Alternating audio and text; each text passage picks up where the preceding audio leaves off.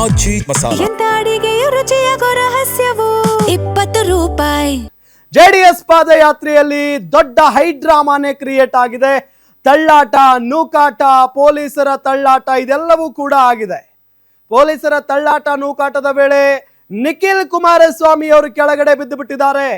Barricade ದಾಟೋದಕ್ಕೆ ಹೋಗಿ ನಿಖಿಲ್ ಕಾಲಿಗೆ ಗಂಭೀರ ಗಾಯ ಆಗಿದೆ.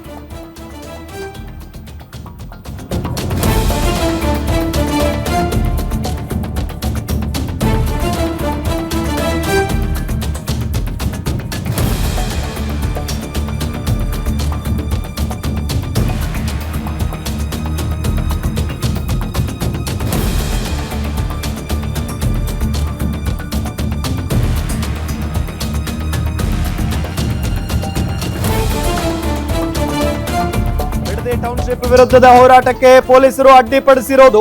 ಕಣಮಿಣಕಿ ಟೋಲ್ ಬಳಿ ಪಾದಯಾತ್ರೆಯನ್ನ ತಡೆದಿದ್ರು ಪೊಲೀಸರು.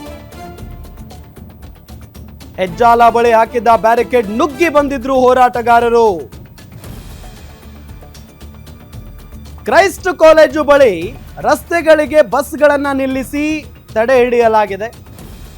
ಜೆಡಿಎಸ್ ಹೋರಾಟಕ್ಕೆ ತಡೆ ಒಡ್ಡಿದ್ದಾರೆ 500ಕ್ಕೂ ಹೆಚ್ಚು ಪೊಲೀಸರು. ಜೆಡಿಎಸ್ ಹೋರಾಟಕ್ಕೆ 500ಕ್ಕೂ ಹೆಚ್ಚು ಪೊಲೀಸರು ತಡೆ ಒಡ್ಡಿದ್ರು. ರಸ್ತೆಯಲ್ಲಿ ಕುಳಿತು ಪ್ರತಿಭಟನೆ ಮುಂದುವರಿಸ್ತಾ ಇದ್ದಾರೆ ಜೆಡಿಎಸ್ ನಾಯಕರು. ಈಗ ಜೆಡಿಎಸ್ ಪಾದಯಾತ್ರೆಯಲ್ಲಿ ಭಾರಿ ಹೈಡ್ರಾಮಾ ಕ್ರಿಯೇಟ್ ಆಗಿದೆ. ತಳ್ಳಾಟ ನೂಕಾಟ ಆಗಿರೋದು, ಜೊತೆಗೆ ನಿಖಿಲ್ ಕುಮಾರಸ್ವಾಮಿ ಅವರಿಗೆ ಗಾಯ ಆಗಿದೆ. ಕೆಳಗಡೆ ಬಿದ್ದು ಬಿಟ್ಟಿದ್ದಾರೆ ನಿಖಿಲ್ ಕುಮಾರಸ್ವಾಮಿ. ಇದರಿಂದ ಅವರ ಕಾಲಿಗೆ ಗಂಭೀರ ಗಾಯಗಳಾಗಿರೋದು. ಬೆಂಗಳೂರಿಗೆ ಪಾದಯಾತ್ರೆ ಇನ್ನೇನು ಎಂಟ್ರಿ ಕೊಡಬೇಕು ಅನ್ನೋ ಅಷ್ಟರಲ್ಲಿ ಪೊಲೀಸ್ನವರು ಪ್ರತಿಭಟನಾ ನಿರತರನ್ನ ಅಥವಾ ಪಾದಯಾತ್ರೆಗೆ ಬಂದಿದ್ದವರನ್ನ ತಡೆ ಹಿಡಿದಿದ್ದಾರೆ. ದೃಶ್ಯದಲ್ಲಿ ನಿಮಗೆ ತೋರಿಸ್ತಾ ಇದ್ದೀವಿ. ಪಾದಯಾತ್ರೆ ನಿಖಿಲ್ ಕುಮಾರಸ್ವಾಮಿ ಅವರ ನೇತೃತ್ವದಲ್ಲಿ ನಡೀತಾ ಇದೆ. ಬಿಡದಿ ಟೌನ್ಶಿಪ್ ವಿರುದ್ಧದ ಹೋರಾಟ ಇದು. ಪೊಲೀಸ್ನವರು ಅಡ್ಡಿಪಡಿಸಿದ್ದಾರೆ. ಇದಕ್ಕೆ ಕಣಮಿಣಕಿ ಟೋಲ್ ಬಳಿ ಪಾದಯಾತ್ರೆ ನಡೀತಾ ಇರೋದು. ಸೊ ಈಗ ಅಲ್ಲಿಗೆ ಬಂದಂತಹ ಸಂದರ್ಭದಲ್ಲಿ ತಡೆ ಹಿಡಿದಿದ್ದಾರೆ ಅವರನ್ನ. ಬ್ಯಾರಿಕೇಡ್ ನುಗ್ಗಿ ಹೋರಾಟಗಾರರು ಬಂದಿದ್ದಾರೆ. ಕ್ರೈಸ್ಟ್ ಕಾಲೇಜು ಬಳಿ ರಸ್ತೆಗಳಿಗೆ ಬಸ್ಗಳನ್ನ ನಿಲ್ಲಿಸಿ ತಡೆ ಹಿಡಿದಿರೋದು ಪಾದಯಾತ್ರೆ ಬಂದವರನ್ನ. ಜೆಡಿಎಸ್ ಹೋರಾಟಕ್ಕೆ 500ಕ್ಕೂ ಹೆಚ್ಚು ಪೊಲೀಸ್ನವರು ತಡೆ ಒಡ್ಡಿರೋದು, ಅವರನ್ನ ತಡೆ ಹಿಡಿದಿರೋದು. ರಸ್ತೆಯಲ್ಲೇ ಕೂತ್ಕೊಂಡೇ ಈಗ ಪ್ರತಿಭಟನೆ ಮುಂದುವರಿಸಿದ್ದಾರೆ ಜೆಡಿಎಸ್ನ ನಾಯಕರುಗಳು.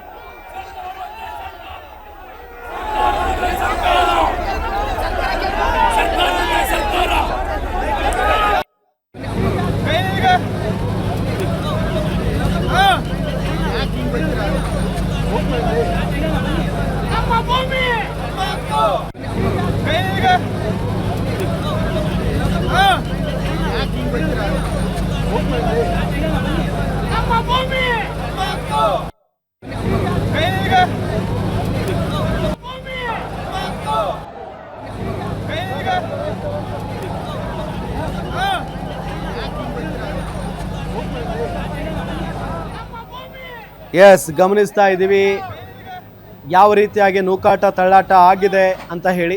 ನಿಖಿಲ್ ಕುಮಾರಸ್ವಾಮಿ ಅವರಿಗೆ ಕಾಲಿಗೆ ಗಾಯ ಆಗಿದೆ ಅನ್ನೋದು ಗೊತ್ತಾಗ್ತಾ ಇರುವಂತಹ ಸಂಗತಿ. ಅಲ್ಲಿ ಬ್ಯಾರಿಕೇಡ್ ಅನ್ನ ಹಾಕಿದ್ರಂತೆ ಪೊಲೀಸ್ನವರು. ಅದನ್ನ ಜಂಪ್ ಮಾಡಿ ಬರಬೇಕಾದಂತಹ ಸಂದರ್ಭದಲ್ಲಿ ಕೆಳಗಡೆ ಬಿದ್ದು ಬಿಟ್ಟಿದ್ದಾರೆ ನಿಖಿಲ್ ಕುಮಾರಸ್ವಾಮಿ ಅವರು. ಸೊ ಇದರಿಂದ ಕ್ಷಣಕಾಲ ಆಕ್ರೋಶವನ್ನ ವ್ಯಕ್ತಪಡಿಸಿದ್ದಾರೆ ಜೆಡಿಎಸ್ನ ಕಾರ್ಯಕರ್ತರೆಲ್ಲ.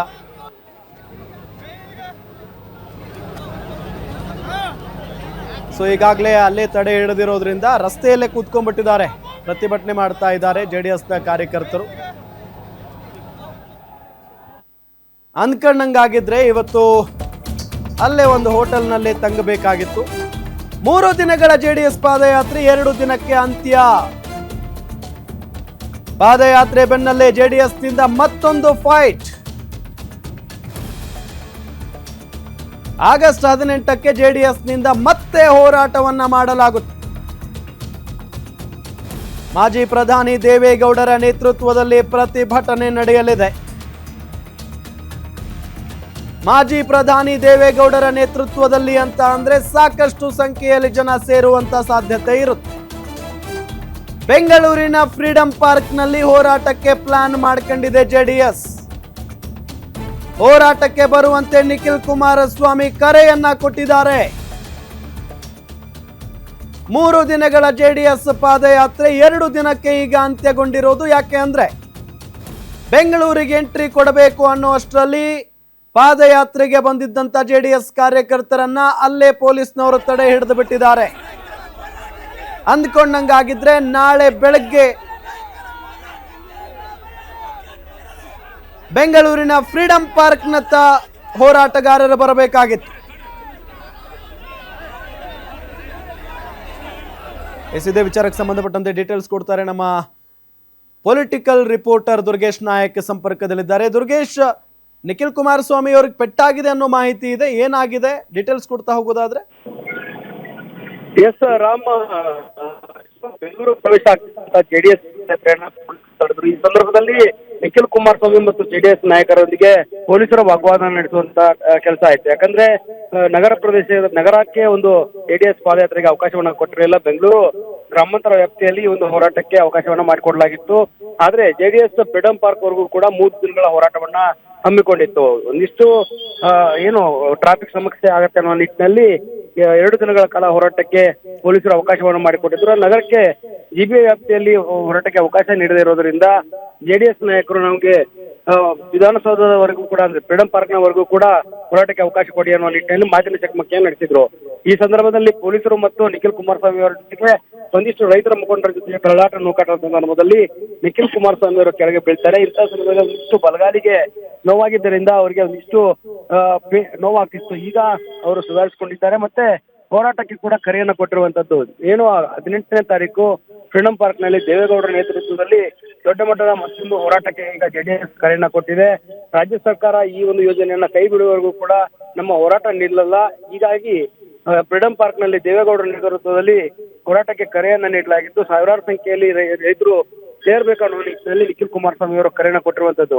ಜೊತೆಗೆ ರಾಜ್ಯ ಸರ್ಕಾರ ಅಧಿವೇಶನದ ಸಂದರ್ಭದಲ್ಲಿ ಯಾವ ರೀತಿ ಉತ್ತರಗಳನ್ನ ಕೊಡುತ್ತೆ ಅದಕ್ಕೂ ಕೂಡ ಜೆಡಿಎಸ್ ಮತ್ತೆ ಬಿಜೆಪಿ ಉತ್ತರಗಳನ್ನ ಕೊಡೋದಕ್ಕೆ ಪ್ರೊಸೀಡಿಂಗ್ಸ್ ಅನ್ನ ಮಾಡೋದಕ್ಕೆ ಎಲ್ಲದಕ್ಕೂ ಕೂಡ ಸಿದ್ಧತೆಯನ್ನ ಮಾಡಿಕೊಂಡಿದೆ. ಹೀಗಾಗಿ ಸದನದ ಒಳಗೆ ಮತ್ತು ಹೊರಗೆ ಹೋರಾಟದ ಮೂಲಕ ಬಿಡದಿಯ ಒಂದು ಟೌನ್ಶಿಪ್ ವಿಚಾರವನ್ನ ಮತ್ತಷ್ಟು ತೀವ್ರಗೊಳಿಸುವುದಕ್ಕೆ ಈಗ ಜೆಡಿಎಸ್ ತಂತ್ರವನ್ನ ಹೆಣೆದಿರುವಂತದ್ದು.